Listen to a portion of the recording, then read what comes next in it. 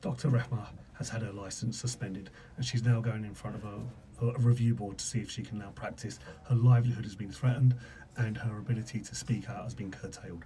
Now, think about that.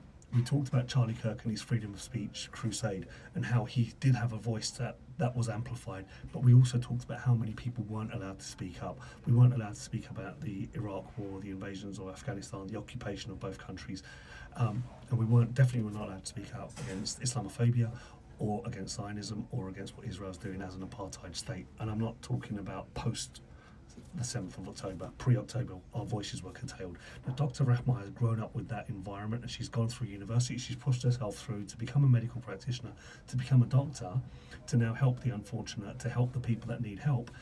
And she's still courageous enough to stand up and say, no, what's happening is wrong, and I'll lean my voice into calling this out and calling out my government, my institutions, my country, to say, no, we've got to stop that genocide, and we have the power to stop it.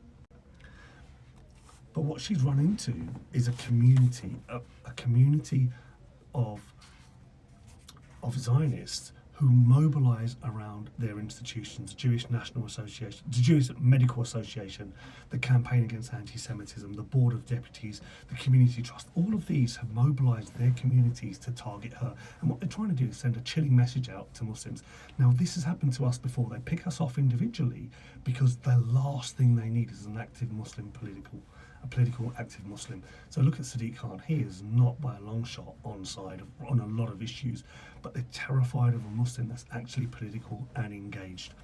But look at the community members that actually did the running, the Hasbara community, Dr. Jane Harden, Dr. Justin Stebbing, Dr. Miriam Green, who have actually started the complaints, said they felt threatened, said that they felt uncomfortable because Dr. Rahma spoke out against genocide, and they should feel uncomfortable. Genocide's a horrible subject. Don't be part of it. Don't politically cover for it. But look at the Muslim men. Where have the Muslim men been? And I'm not talking about individually. I'm talking about the institutions that men go to. Our mosques have pacified us. They haven't organised. They haven't mobilised. They haven't sent out messaging. They haven't said, this is how you become politically active and this is how you protect our sisters. Over the last 25 years, particularly with MPAC UK, it's been obvious that the Muslim women are so much more active, courageous and believing than the Muslim men. Muslim men have failed and they continue to fail. They don't understand that we're fighting an institutional war, so therefore they fail. So therefore they allow people like Dr. Rahma to step up and get exposed to the levels of hatred and the levels of victimization that she will do. But subhanAllah, look how brave she is, look how courageous she is. We send her our du'as, but we also need to send her support.